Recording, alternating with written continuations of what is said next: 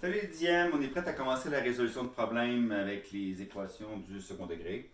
On en a fait un petit peu dans la leçon 5.2, mais n'oublie pas qu'à l'époque en 5.2, c'était encore des fonctions qu'on avait dont on cherchait le maximum ou le minimum.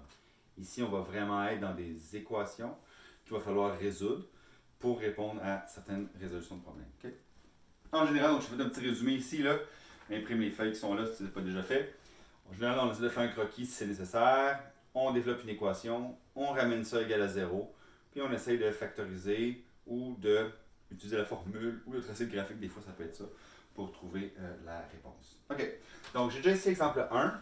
Je le lis rapidement. Donc on a un rectangle central, et ça c'est important, le mot central ici. Là.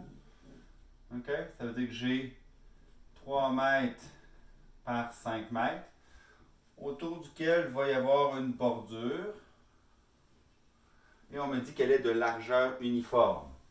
Donc ça veut dire que quand on a la largeur uniforme, ça veut dire qu'elle est comme ça ici, de la même largeur. OK? Fais attention, des fois ils vont donner le contraire, ils ne vont pas donner le central, ils vont donner le total. Il faut que tu cherches le central. Donc il faut juste bien comprendre les mots ici. Okay? Donc on dit vraiment la partie centrale, c'est ça. Évidemment, ça va mesurer 15 mètres carrés, le central. Et on me dit que si l'aire totale du tapis, donc ça c'est en incluant la bordure, ça donne 24 mètres carrés. Donc l'aire totale, 24 mètres carrés. Et donc ici, je vais avoir ça mesure combien maintenant? Ça va mesurer 3 plus x, donc 3 plus 2x.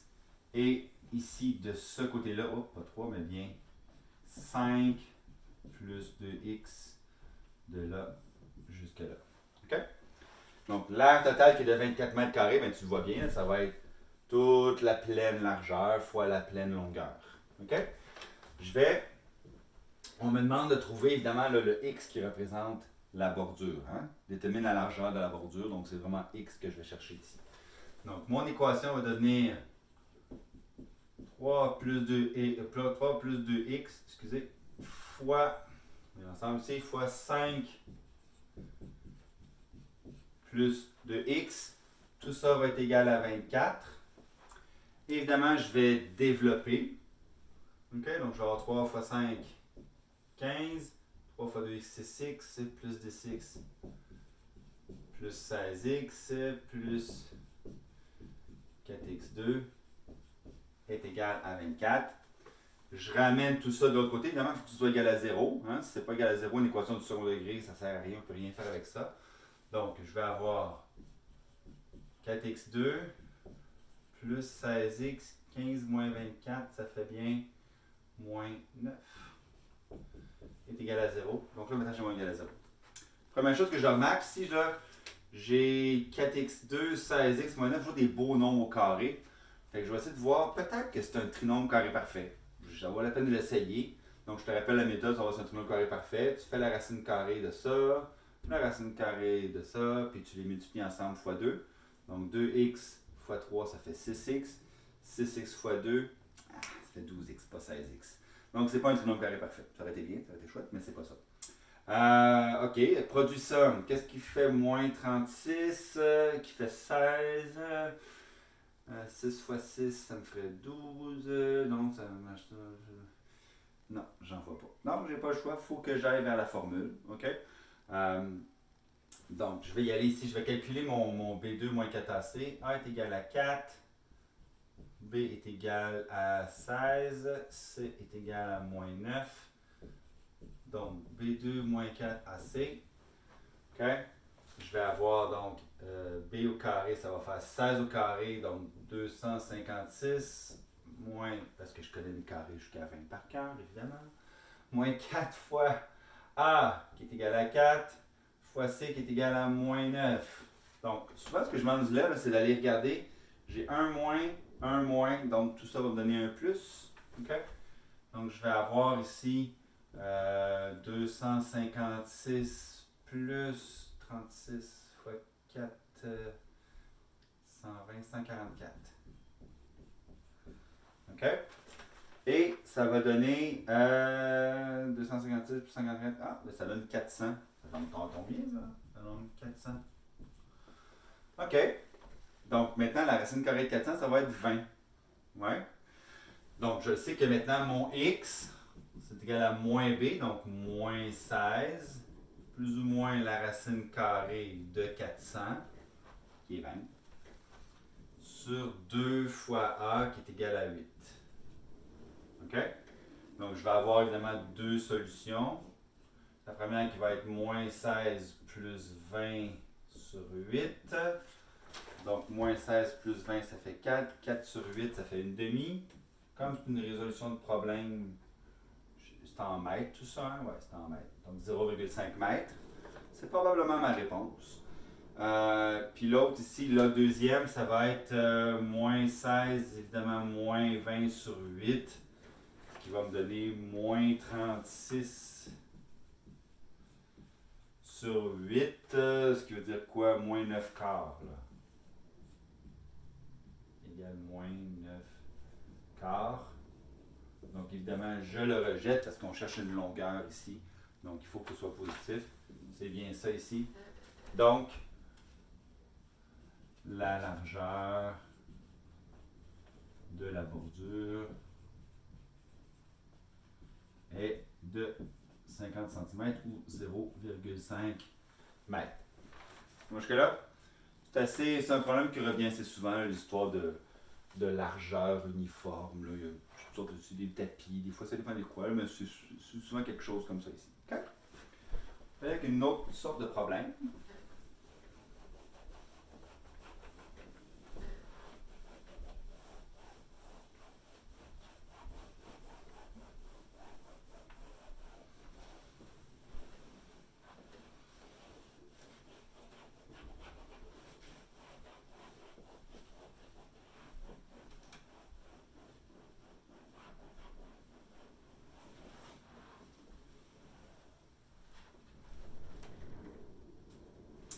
OK.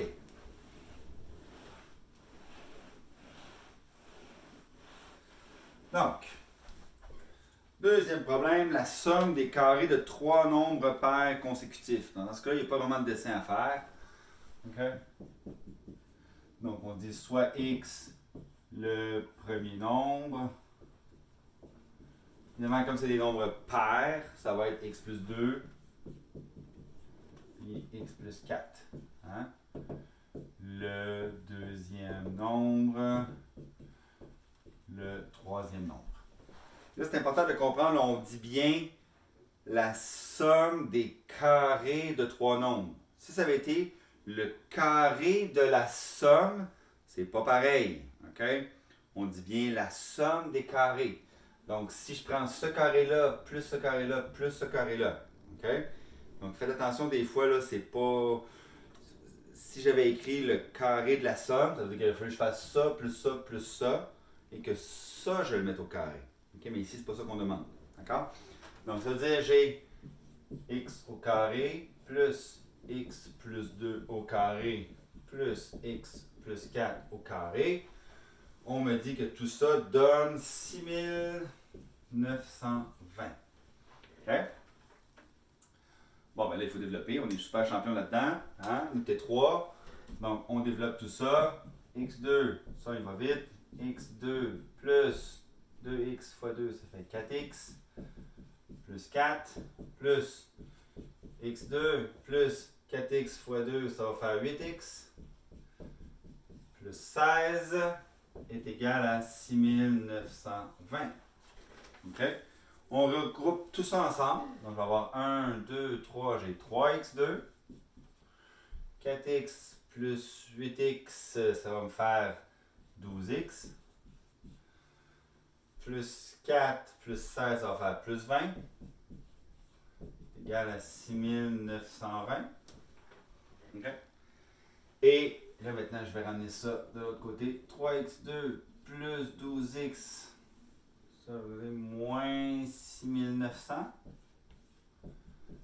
est égal à 0. Bon, là, je ne vais même pas essayer la factorisation. Probablement que ça pourrait fonctionner parce que ça, évidemment, c'est des nombres entiers. Donc, il y a probablement une solution entière ici. Je pourrais peut-être essayer de voir est-ce que je peux diviser ça par 3. Ça pourrait me donner un peu plus 5, non, un peu plus 5, 6900 divisé par 3, soit. J'ose pas trop. Ah oui, ça donnerait 2300. Ah oui, on peut faire ça. Ok, on va diviser par 3. OK? Donc, je vais tout diviser par 3. OK? J'ai le droit de faire ça parce que c'est une équation, je le répète. Là, hein, c'est une fonction d'expression, tu fais pas ça. Là. Juste dans les équations. Donc, je vais avoir x2 plus 4x moins 2300 égale à 0. OK? C'est pas obligatoire cette étape-là. Donc, tu aurais pu aller là et faire tout de suite ta formule. OK? C'est juste que des fois, quand tu vois que ça se divise facilement, ben, tu peux en profiter pour le faire. Tu vas avoir des nombres un peu plus petits. Donc, si je vais maintenant avec mon B2 moins 4AC, je vais avoir A est égal à 1, B est égal à 4, moins 2300. Donc, je vais aller rapidement ici. Là. 16 moins 4 fois 1 fois moins 2300. OK? Et donc, ça, évidemment, ça va donner un positif. Donc, ça va donner 16 plus 4 fois 2300, donc 8000, 9200. Et 16 plus. Excusez-moi, je voulais juste dire 16.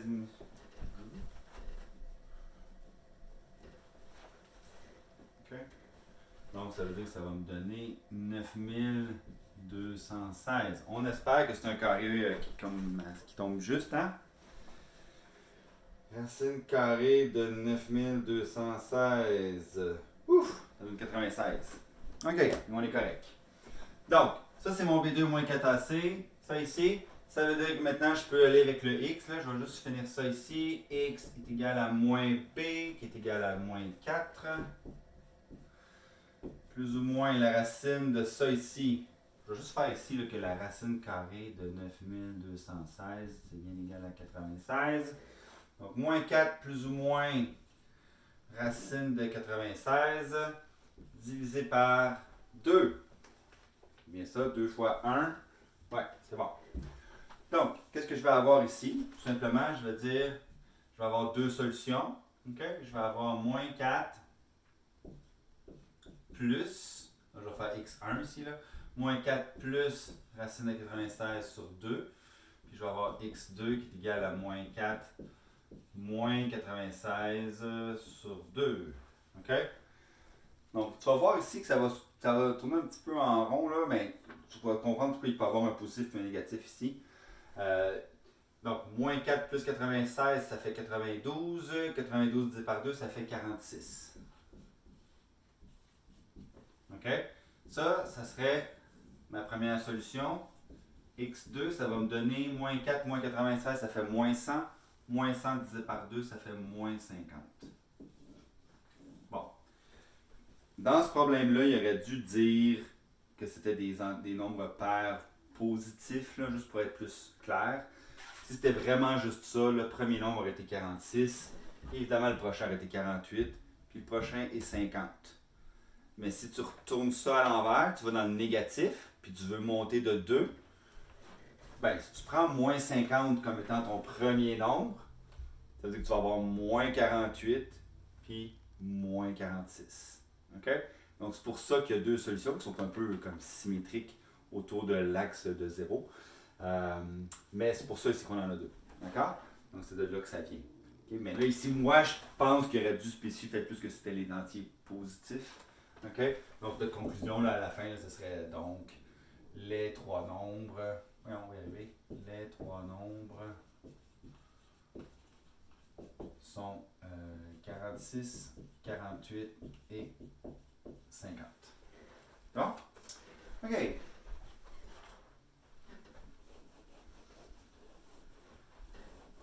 Le prochain, c'est un classique.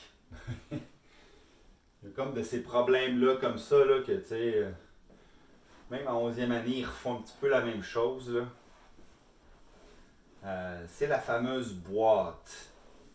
Souvent, les élèves, la première fois qu'ils voient ça, ils ne comprennent pas, ils ne voient pas la boîte. Mais on va faire un petit peu de bricolage aujourd'hui, tu vas voir.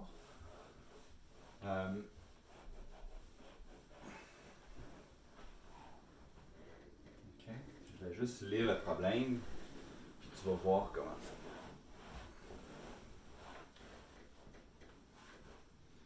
ça. OK, numéro 3. C'est le dernier qu'on va faire là. Donc, soit une pièce métallique pliable de forme rectangulaire de 50 cm sur 40 cm à partir de laquelle on désire fabriquer une boîte sans couvercle. L'aire de la base est de 875 cm². Donc un petit exposant. Pour la fabriquer, on découpe des carrés de la même taille dans les coins du rectangle et on plie les côtés vers le haut. OK. Voici donc ta première boîte ouverte en mathématiques. Tu en as peut-être déjà fait un petit peu des semblables quand tu étais au primaire, mais c'était plus pour faire de la géométrie ou pour s'amuser. Alors, dans le fond, là, ici, ce qu'il faut comprendre, c'est qu'on a une boîte, on a, je veux dire, une feuille, comme ça ici. OK? Là, je le relis, là. Important. Là. Donc, 50 sur 40.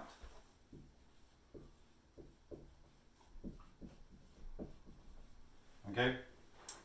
À partir de laquelle on décide de fabriquer une boîte en couvercle, bon, l'aire de la base est de 875. Donc, il faut faire attention, on ne parle pas de l'aire de ça ici. Ça, on sait que l'aire totale, c'est ça. Mais regarde bien ce qu'ils vont faire. Pour la fabriquer, on découpe des carrés dans les coins.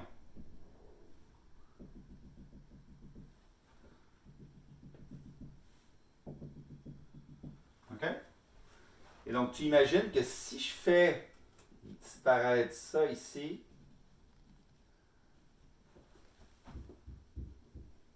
voilà, comme ça ici, et que si je plie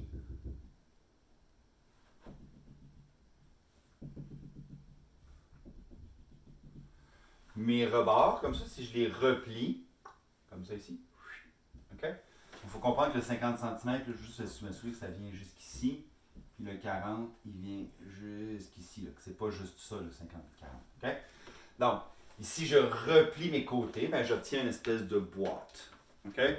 Pas très solide, là, tu sais. En tout cas, on mettait peut-être du scotch tape, là. Peut-être qu'ils vont, comme c'est du métal, ils vont peut-être pouvoir mettre une soudure, là, pour que ça tienne. OK? Mais bon, c'est une façon de faire une boîte. On me dit que l'air, ici, de la base va être de 875 cm². OK? Donc,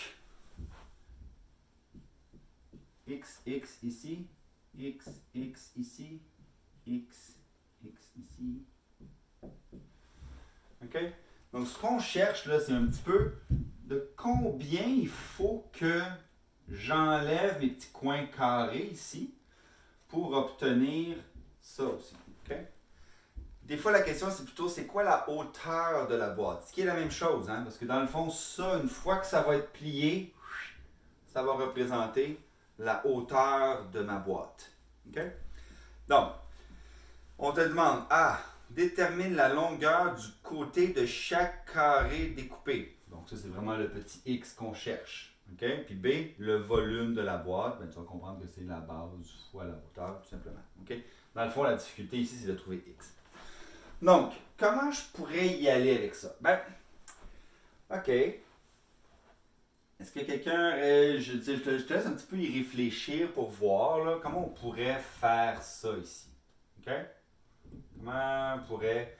OK, je vais te donner une idée. Combien mesure ça ici? Ça mesure 50 moins 2x. D'accord avec moi? C'est 50 moins 2x. OK? Tandis que maintenant, cette longueur-ci, ça va être 40 moins 2x. Ouais? Et donc, ça veut dire que si je veux l'aire de la base, OK, ça va être ça, 50 moins 2x, fois 40 moins 2x. OK? Donc, ça ressemble un petit peu à notre tapis de tout à l'heure, hein? Ouais? Mais c'est juste que là, je vais chercher la valeur de x qui représente ça ici. OK? Comme ça ressemble un petit peu à la largeur uniforme du premier problème, c'est un peu différent. Mais mon équation va donc devenir 40 moins 2x fois 50 moins 2x est égal à 875. OK? Mon équation, encore une fois, je vais développer, je vais ramener ça égal à 0, puis je vais résoudre. OK? Donc, je vais avoir 40 fois 50, 40 fois moins 2x, moins 2x ici. On va tout faire ça. D'accord? Donc, 40 fois 50, ça va donner 2000. OK? 40 fois moins 2x, moins 80x. Moins 2x fois 50, moins 100x. Et moins 2x fois moins 2x, plus 4x2, est égal à 875. Bon. Je ramène tout ça ensemble, donc je vais avoir 4x2 moins 180x. Ouais. 2000 moins 875, ça va faire 1125. Plus 1125. Okay. Est-ce que je peux diviser ça par d'autres choses? Bon, difficile, peut-être par 2, par 4. Pas sûr, non, pas rien diviser. Donc, il faut le laisser comme ça. Quand tu as des grands nombres comme ça, la factorisation, c'est pas très très pratique. Okay? Donc, on va y aller avec notre formule. A égale à 4, B égale à moins 180, C est égal à 1125. Okay? Ce sont des assez grands nombres, il faut faire attention. Donc, notre B2 moins 4AC, qui va être positif. Dans une résolution de problème, là, B2 moins 4AC est toujours positif. Okay? Donc, ça va me donner 180 au carré. Moins 180 au carré, c'est la même chose. Moins 4 fois A qui est 4 fois C. OK? Donc, j'y vais. 180 exposant 2 moins 16 fois 1125. Ça me donne 14 400. OK? Donc, mon delta, là, mon discriminant, donne ça. OK? Bon, on peut y aller. J'ai x ici qui est égal à moins b. Donc, ma formule est ici. Donc, moins, hein, n'oublie pas. Quand le b est négatif, ici, donc moins b, ça va faire plus 180. Plus ou moins la racine carrée de 14 400. Tout ça sur 2a qui est 2 fois 4, 8. OK? Donc, ça ici, ça donne 120. Ça, c'est d'habitude, c'est une bonne chose, d'habitude. Donc, ça veut dire 180 plus ou moins 120 sur 8. J'ai mes deux solutions potentielles. Je vais avoir x1 est égal à 180 plus 120, ça va faire 300 sur 8. 300 sur 8. 37,5. Et x2 ici serait égal à 180 moins 120.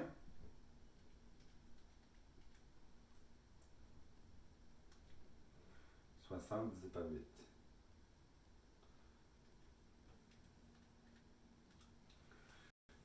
Donc, 60 divisé par 8 est égal à 7,5.